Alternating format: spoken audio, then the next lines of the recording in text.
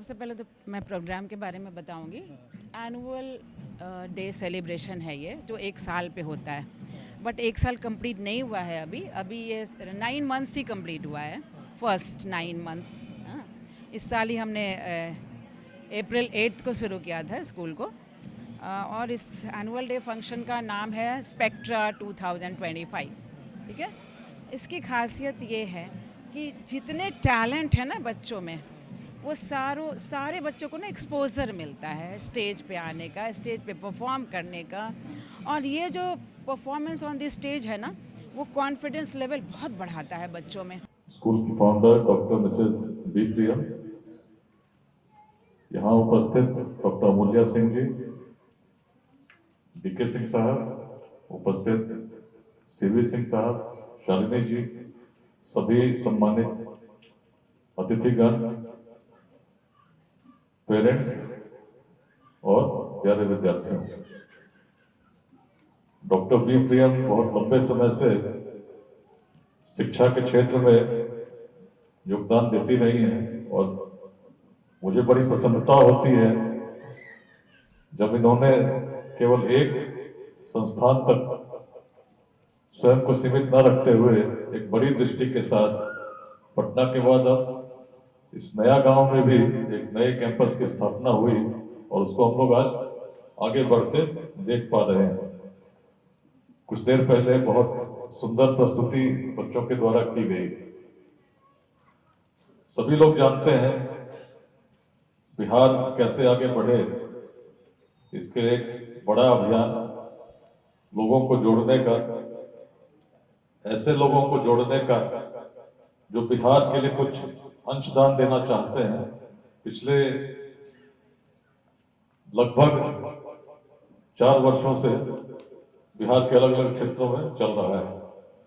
इसमें सबसे महत्वपूर्ण भूमिका यदि किसी की है तो विद्यालय की, क्योंकि यदि हम 2047 के भारत की बात करते हैं तो जब तक बिहार विकसित नहीं होगा, जब तक बिहार से एक एक व्यक्ति को हम इस रूप में सक्षम नहीं बना सकेंगे कि शिक्षा के लिए, रोजगार के लिए, स्वास्थ्य के लिए बिहार से बाहर जाने की आवश्यकता नहीं हो, तब तक भारत कैसे विकसित हो। तो सोचिए कैसे संभव होगा कि 9 करोड़ लोगों को अगले 2 दशकों में हम बिहार में रोजगार दे सकें। आज यदि सरकारी नौकरियों की हम बात करें, निश्चित रूप से बात है कि बड़ी संख्या में बिहार के छात्र आज सरकारी नौकरियों के लिए ही प्रयास करते हैं। लेकिन यदि कुछ नया हमने नहीं किया और विद्यार्थी केवल सरकारी नौकरी तक सीमित होकर सोचते रहे, तो किसी भी दल की सरकार आएगी तो शायद 1% से कुछ अधिक लोगों को ही सरकारी नौकरी से लाभान्वित हम कर सकते हैं। आवश्यकता क्या है? जब शिक्षा पद्धति की हम लोग बात करते हैं तो याद करते हैं लॉर्ड मैकॉले को, जिन्होंने 1835 में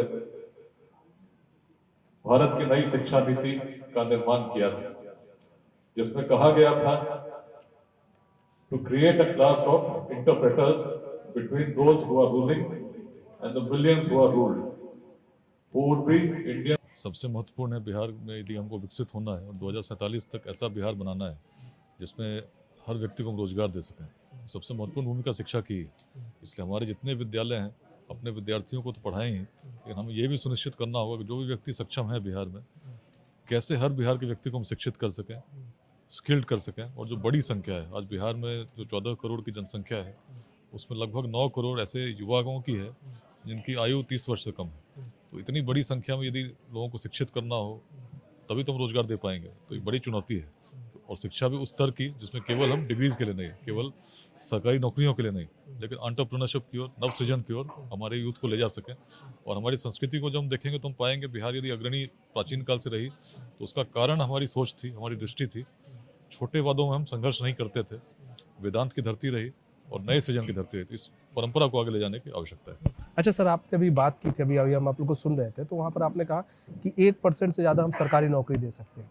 अच्छा, युवा जो है उनको दिमाग में एक चीज़ भर गई है सरकारी नौकरी, प्राइवेट नौकरियां भी हैं और कई सरकार ऐसी योजना चला रही है कि आप लोन लेकर आप खुद का विकास कर सकते हैं, आप जो खुद के बिजनेस कर सकते हैं। इस और कैसे युवाओं को किया जाए, इसके लिए क्या करें? देखिए, हम लोग तो एक बड़ा अभियान लेट्स इंस्पायर बिहार चल रहा है, उसका पूरा उद्देश्य ही यही है। ये केवल सरकारी नौकरियों से बिहार विकसित नहीं होगा, तो अपने यूथ को हमको समझाना भी होगा, प्रेरित भी करना होगा। साथ साथ प्रेरित यदि हमने कर दिया तो केवल वहीं तक हम ना रुकें। एक इकोसिस्टम का निर्माण, इसमें जो स्टार्टअप्स की और हमारे यूथ बढ़ते हैं तो सफल हों, असफल ना हो, इसके लिए सभी समाज के हर वर्ग को प्रयास करना होगा। तो इस अभियान में ऐसे सभी लोगों को हम लोग जोड़ रहे हैं, आगे भी जोड़ते जा रहे हैं, जो बिहार को कुछ देना चाहते हैं, हमारे यूथ को भी कुछ देना चाहते हैं, चाहे बिहार में हो, बिहार के बाहर हो, विदेशों में हो। उनके माध्यम से हर गांव में एक बड़ी क्रांति आए उद्यमिता की, स्टार्टअप्स की, इसके लिए हम लोग प्रयास कर रहे हैं। अच्छा सर, आपके बारे में हम लोगों ने काफ़ी रिसर्च भी किया, काफ़ी पढ़ते भी हैं आपके बारे में।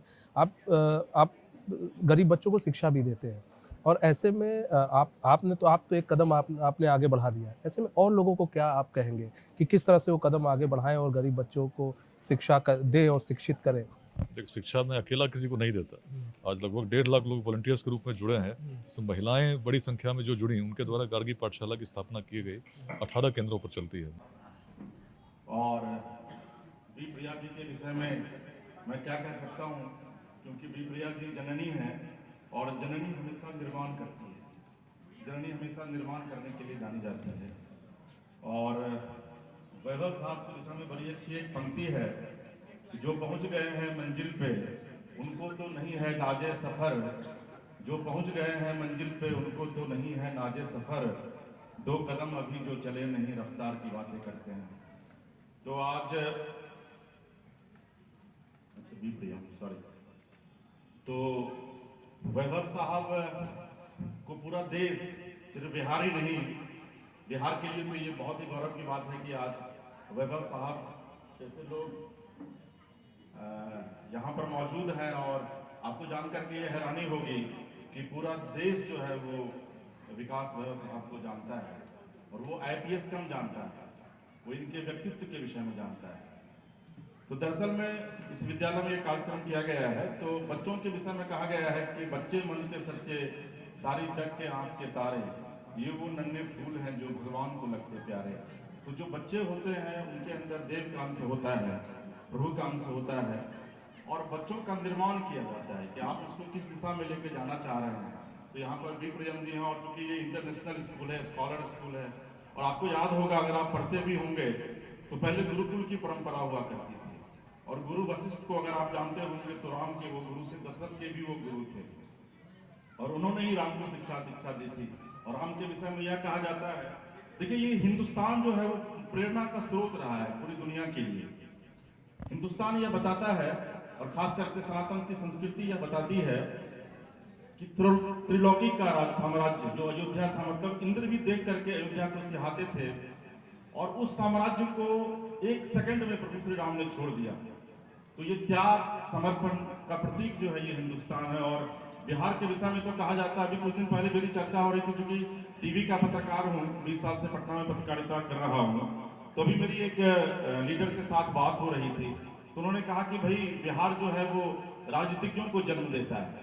मैंने कहा कि नहीं नहीं, आप गलत बोल रहे हैं, बिहार जो है वो बौद्धिकता की धरती है, और यही वजह है कि गौतम बुद्ध को भी ज्ञान की प्राप्ति इसी बिहार में हुई। तो जो सबसे महत्वपूर्ण बात है वो यह है कि मैं मैडम से अनुरोध करना चाहूँगा कि मैडम, निश्चित तौर पर इंटरनेशनल स्कॉलर स्कूल है, आप अंग्रेजी पढ़ाइए बच्चों को, लेकिन साथ ही साथ सनातन की भी शिक्षा उनको दीजिए, क्योंकि वो गौरवान्वित महसूस करेंगे कि वो एक ऐसे देश से बिलोंग करते हैं, एक ऐसे प्रदेश से बिलोंग करते हैं। अभी बता रहे थे वैभव साहब कि लोकतंत्र की जननी है वैशाली बगल में, लेकिन मैं एक और आपको बताना चाहूंगा कि ये कहा जाता है कि लोकतंत्र को परिभाषित बिहार करता है, वैशाली करता है, लेकिन आज से 7000 साल पहले अगर हम चले हैं, पीछे चले हैं, सनातन की संस्कृति को देखें, तो उस समय श्री राम ने लोकतंत्र को परिभाषित किया।